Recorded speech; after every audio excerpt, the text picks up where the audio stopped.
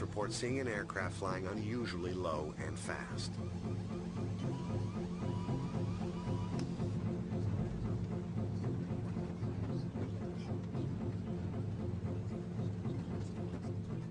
It was not his way to let someone bully him around, push him around, tell him what to do, box him into a corner where he couldn't get out, because that just wasn't how he was.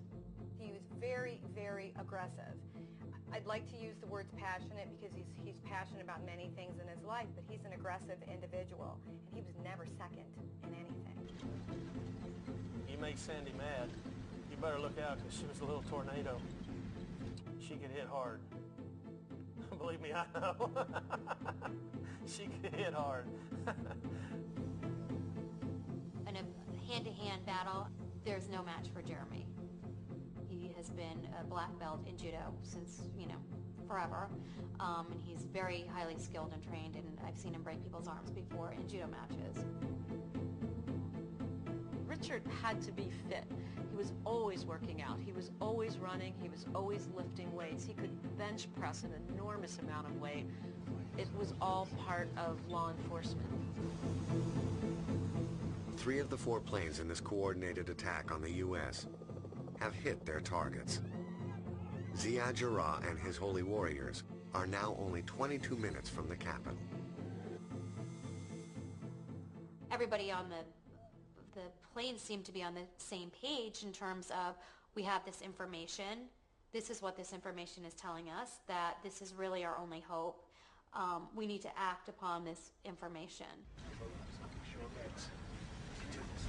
Well, he said, I'm going to take a vote to see if we should attack the hijackers. Okay, honey, we voted on it. We're going to do it. We can't stay here any longer doing nothing. I can just imagine him going, they're not going to get away with it. There's no way this is going to happen to me, because this will not happen to me, because I'm me, and who have I got here, what can we do, because it's always that team aspect, and what can we do to overcome this? He was working with Tom and Todd Beamer and Louis Nack. Jeremy Glick was a judo champion. I also think Lauren was actively involved in coordinating who would do what because of her emergency medical training. And I'm certain they quietly conducted their plan not to let the enemy know what was being conspired.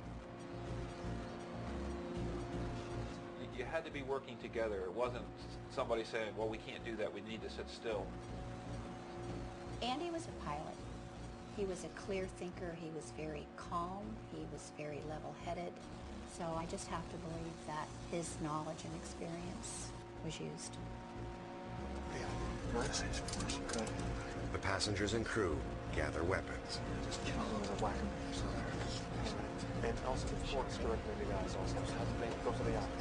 The galley is equipped with knives and forks, and it can boil a pint of water every 4 minutes.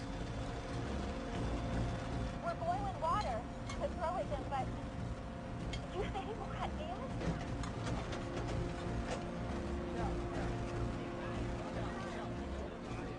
Using the cart would have been a good weapon. I mean, that thing, what does it weigh, 300 or 400 pounds?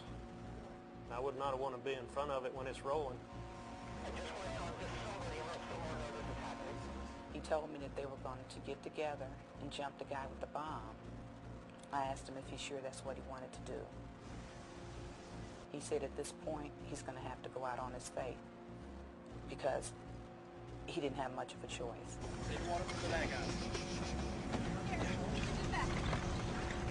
They're getting ready to break into the cockpit. I have to go. I love you. Goodbye.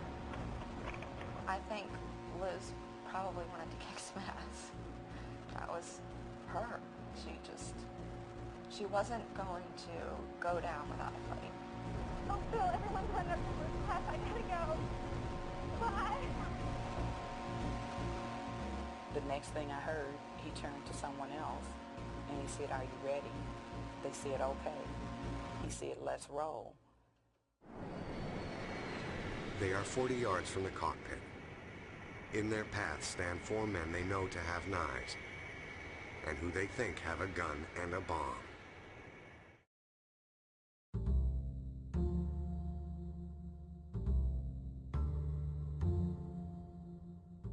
He always wanted to be a hero, and when it was presented to him, he knew the risks. And a hero is always willing to do what he can to help anyone else, even if it means taking the greatest risk of all and taking his life. I think he was ready to fight, and if there was a chance that they could come out of that, it was worth he was going to fight to live. I think about it very often, how wonderful it would be to at one moment be horrified and find out you're being victimized, and the next moment to realize that you still have an opportunity to take action and really make a difference. And I think that is really a beautiful thing. He commented on the courage of the men at Gettysburg. They wrote notes to their wives and their loved ones and pinned them to trees and marched forward. And he said, "Are you ready?" They said, "Okay." He said, "Let's roll."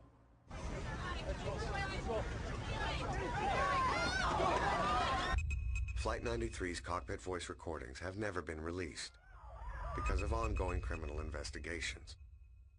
But some family members have heard them. The scenes that follow are based on their interpretations of what they heard and on the conclusions of the 9/11 Commission. The cockpit voice recording was very dramatic. It was the last 5 minutes where you could hear voices in English rising, coming from the back of the airplane. And I believe those terrorists were more than surprised by what they saw coming down the aisle at them. Then you heard this, bam, bam, bam, bam, bam.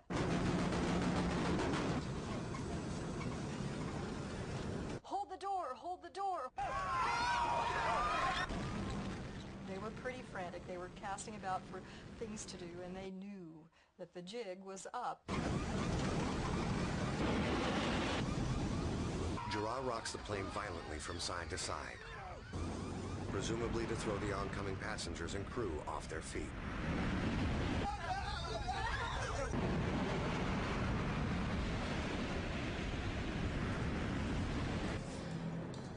This astonishing sight is seen by eyewitnesses in a light aircraft.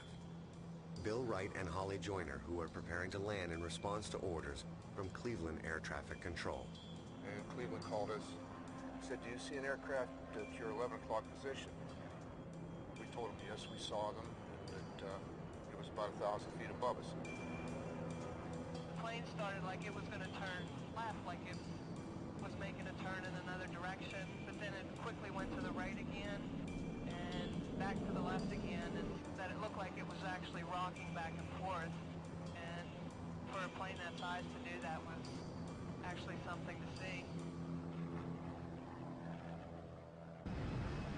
Jarrah stabilizes the plane again, allowing the passengers and crew to regroup and launch another assault.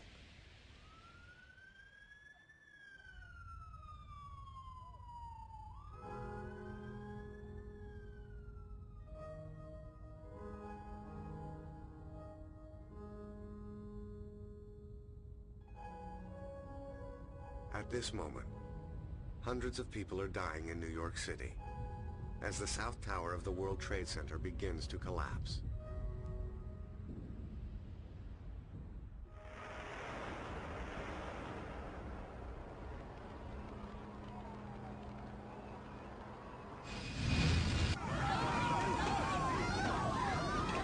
We could make out the sounds of people yelling, charging toward the cockpit. Those footfalls coming faster and faster. The recordings pick up a violent struggle outside the cockpit, involving at least one of the hijackers, who is heard screaming.